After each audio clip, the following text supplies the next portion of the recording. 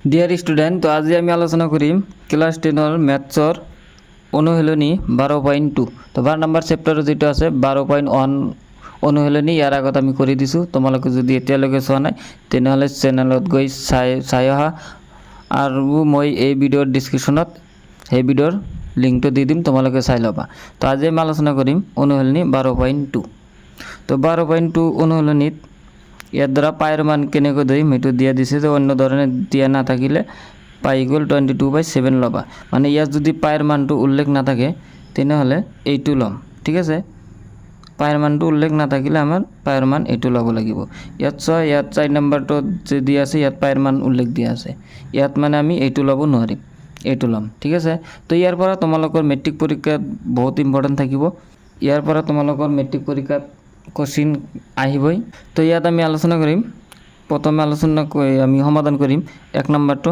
তো 1 নম্বৰত আমাৰ কি দিয়া আছে যে 6 সেন্টিমিটাৰ ব্যাসাৰ্ধযুক্ত এটা বৃত্তকলাৰ কালি নিৰ্ণয় কৰা যদি বৃত্তকলাটোৰ কোণ 60 ডিগ্ৰী হয়, ঠিক আছে। তো ইয়াৰ আগত আমি মানে বৃত্তৰ পৰিধি আৰু কালি নিৰ্ণয় কৰিছোঁ, কিন্তু ইয়াত মানে কোণ হিচাপে দিয়া থাকিলে আমি কেনেকৈ কালি নিৰ্ণয় কৰিম সেইটো, ঠিক আছে। তো প্ৰথমে আমি ইয়াত লিখিলাম কি দিয়া আছে। 1 নম্বৰটো প্রথমে লিখিম যে দিয়া আছে,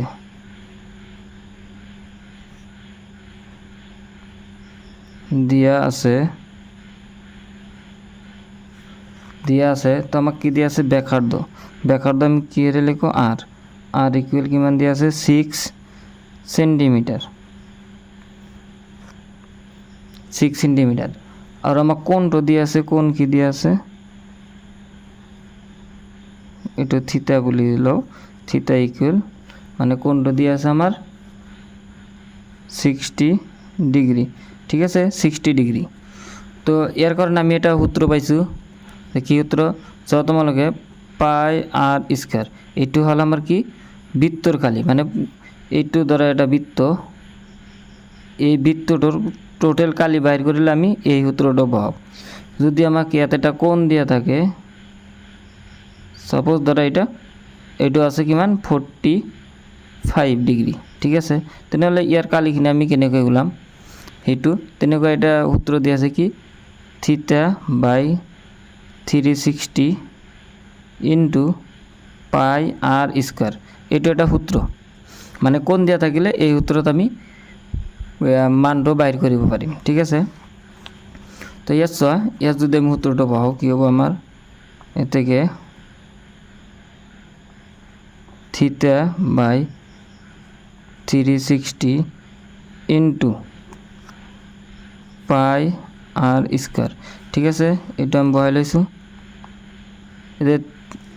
ইয়াত থিতার মান কি দিয়া আছে আমার 60 ডিগ্রি ডিভাইডেড বাই 360 ডিগ্রিটা আমি পিছত লিখিম, আৰু ইয়াত ডিগ্ৰি লিখিব নালাগে, 60 দিলে হল ইনটু পাই। তো পাইৰ মান আমি কি লিখিম, তাতে দিয়া আছে 22/7 ইনটু আৰৰ মান কিমান দিয়া আছে 6 ইনটু 6, মানে ইয়াত কি আছে আর স্কয়ার মানে আমি কি আর স্কয়ারক আমি কেনেকৈ লিখিব পাৰি আর ইনটু আর, তেনেহলে আমি এই দুটা বেলেগ লিখিছোঁ।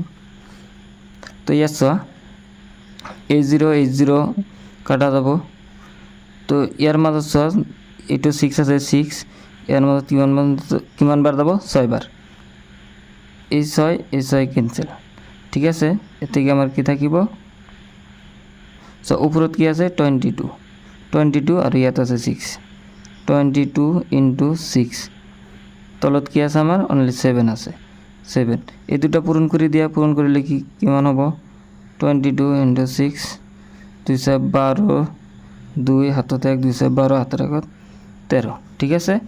তো আমার এতে আনসারটা কি আইব 132 ডিভাইডেড বাই 7।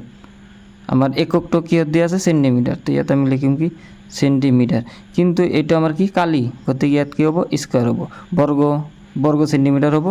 তো ইয়াত আমি স্কয়ার লিখিছো, ঠিক আছে, বর্গ সেন্টিমিটার। এইটো হল আমার 1 নম্বরের সমাধান। 1 নম্বরটো কোশ্চেন দিয়া আছে, 1 নম্বরটোর সমাধান এইটো অ্যান্সার, ঠিক আছে। তো এতিয়া আমি 2 নম্বরটো কৰিম।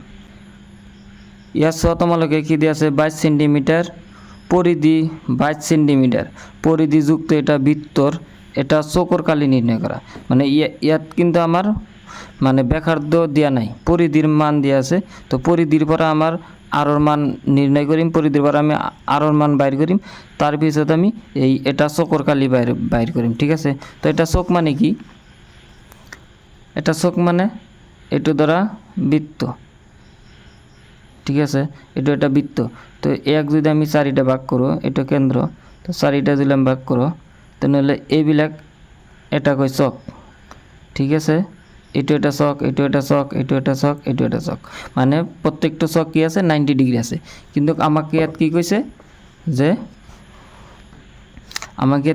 এটা চকৰ কালি নির্ণয় করা তাহলে আমি কি ধরিলাম 90 ডিগ্রি ঠিক আছে তো ইয়ার আগত আমি আমাকে কি দিয়া আছে পরিধি দিয়া আছে 22 সেন্টিমিটার ঠিক আছে তো এ থেকে এ কিউ অ্যাকর্ডিং টু কোশ্চেন ঠিক আছে কোশ্চেন মতো আমি কি লিখিম পরিধি তো পরিধির সূত্র আমার কি আছিল 2 পাই আর ইকুয়াল আমার পরিধি কিমান দিয়া আছে 22 সেন্টিমিটার দিয়া আছে তো 22 সেন্টিমিটার তো ইয়াত পাই আর তো রাখিম পাই আর 2 এইফালে পূরণ আছে হব লাগলে কি হব হরণ হব 22/2 এই 2 দিয়ে আমি এক কাটিলে কিমান বার যাব 11 বার তাহলে ফাই আর ইকুয়াল কিমান হব 11 হব ঠিক আছে এ থেকে আমি ইয়ার পরে আরো মান কি পাম আর ইকুয়াল কি পালো 11/পাই এইটা হল আমার আরোর মান ঠিক আছে এ থেকে আমি ইয়াত যে আমাকে দিয়েছে এটা চক্কর কালি এই কালিটো নির্ণয় করিম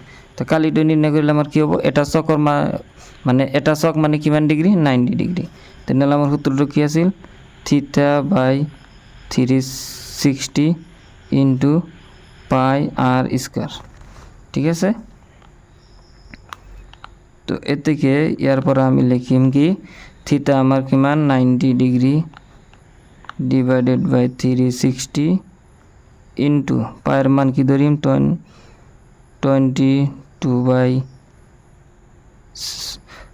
আচ্ছা পায়ের মান পিছত লিখিম পাই ইন্টু আরোর মান আমাকে কি দিয়ে আছে 11/পাই 11/পাই ইন্টু 11/পাই ঠিক আছে ইয়াত আমি পায়ের মানটো এই কারণে লিখা নাই পাইটো আমি ইয়ার পরে কাটি দিব পারো তাহলে যদি ইয়ার পরে কাটিব পারো তাহলে আমি পায়ের মানটো কি লিখিম ঠিক আছে এই জিরো ক্যান্সেল যাব ইয়াত আছে 9 36 এর মধ্যে কিমান বার যাব 4 বার যাব এই পাই ক্যান্সেল যাব ঠিক আছে তো এর থেকে ইয়াত আমার কি থাকিব উপরত 11 পূরণ 11 তো এক পূরণ করলে আমার কিমান হব 121 ঠিক আছে আর তলত আমার কি থাকিব 4 ইন্টু পাই ঠিক আছে 4 ইন্টু পাই ইয়ার পৰা তোমালোকে চোৱা আৰু অলপ ইজি কৰিব পাৰা ঠিক আছে আৰু অলপ ইজি মই এইটো কাটা দিছোঁ তোমালোকৰ কাৰণে আৰু ইজি কৰি দিছোঁ ইয়াত ওপৰত অন আছে ইয়াক আমি 1/4 লিখিম 1/4 ইন্টু এই দুটা পূরণ করলে কিমান হব 121 ডিভাইডেড বাই পায়ের মানটা আমি ইয়াত বহাই দিম পায়ের মান কি আছে 22/7 ঠিক আছে ইকুয়াল 1/4 আছে 1/4 থাকিব পূরণ আছে পূরণ থাকিব তোমালোকে চোৱা ইয়াত আমার কি আছে হরণ আছে এটু দিলাম পূরণ আকারে লিখো তাহলে কি হবো উল্টে যাব ঠিক আছে 121 ইন্টু 7/22 হব ঠিক আছে 7/22 হব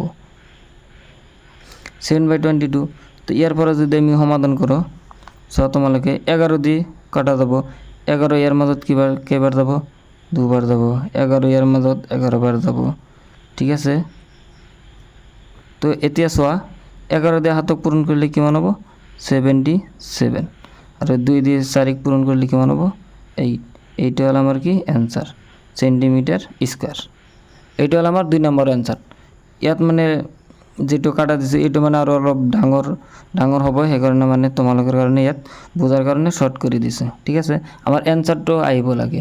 কেনেকৈ আহিল সেইটো পিছত, এনচাৰটো শুদ্ধ হ'লে হ'ল। আমি শ্বৰ্টকৈ কৰিছোঁ নে লংকৈ কৰিছোঁ সেইটো নাচাই, তোমালোকে কেৱল শুদ্ধ কৰিছা নেকি, মানে অংকটো শুদ্ধ হৈছে না নাই সেইটো চাব। ঠিক আছে, তো এতিয়া আমি 3 নম্বৰটো কৰিম। ইয়াত চোৱা 3 নম্বৰটো দি আছে কি, এটা ঘড়ীৰ মিনিটৰ কাঁটাডালৰ দৈৰ্ঘ্য 14 সেন্টিমিটাৰ। 5 মিনিটত ঘড়ীৰ কাঁটাডালৰ দ্বাৰা ঘূৰণৰ কালি নিৰ্ণয় কৰা। ঠিক আছে, আমাক কি কৈছে, এটা ঘড়ী মানে ঘড়ীটো আমাৰ কি বৃত্ত আকাৰ, ঘড়ীটো এটা বৃত্তই হয়, কারণ বৃত্তর নিচিনাই গোল। ঠিক আছে, ধরা এইটো এটা ঘড়ি, এইটো কেন্দ্র,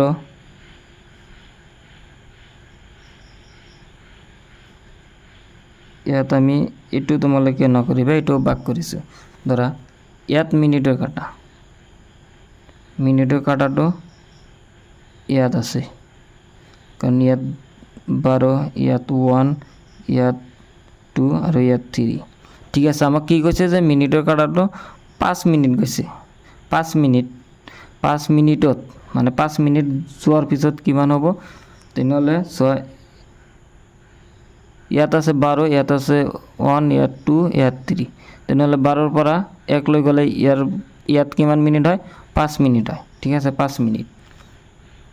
এতিয়া চোৱা, তোমালোকে জানা যে 12ৰ পৰা 3 গড়লৈকে মানে 12ৰ পৰা 3 লৈ ইয়াত কিমান ডিগ্ৰী, 90 ডিগ্ৰী হয়। ঠিক আছে, 90 ডিগ্ৰী। তো ইয়াত ভাগ আছে কেইটা, 3টা। চোৱা 12ৰ পৰা 1 ইয়াত হলো এটা ভাগ, আৰু 1ৰ পৰা 2 ইয়াত এটা ভাগ, আৰু 2ৰ পৰা 3 ইয়াত এটা ভাগ, তেনেহ'লে কি হ'ল 3 ভাগ। তো যদি 90 ডিগ্ৰীক আমি 3ৰে হৰণ কৰোঁ কি হ'ব, 90 হৰণ 3 ইকুৱেল আমাৰ কিমান হৈ যাব, 30 ডিগ্ৰী। তেনেহ'লে 5 মিনিট গ'লে আমাৰ কোণটো কিমান হ'ব, 30 ডিগ্ৰী। তো ইয়াৰ পৰা আমি কি লিখিব পাৰোঁ, আৰু এইটো ঘড়ীৰ কাটাৰ দৈৰ্ঘ্য কিমান দিয়া আছে, 14 সেন্টিমিটাৰ। ঠিক আছে, ইয়াত আমি লিখিলাম, দিয়া আছে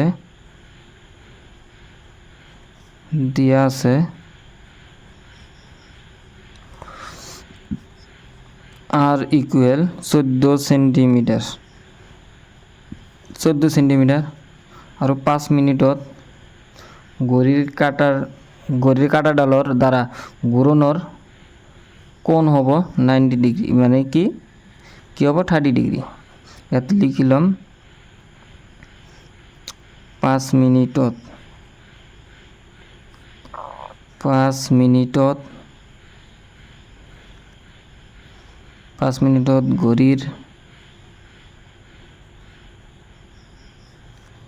ঘড়ীৰ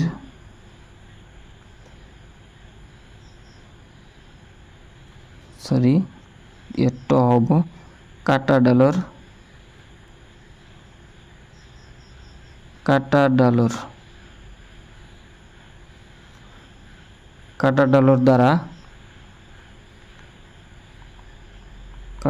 দ্বাৰা 30 ডিগ্ৰী কোণ উৎপন্ন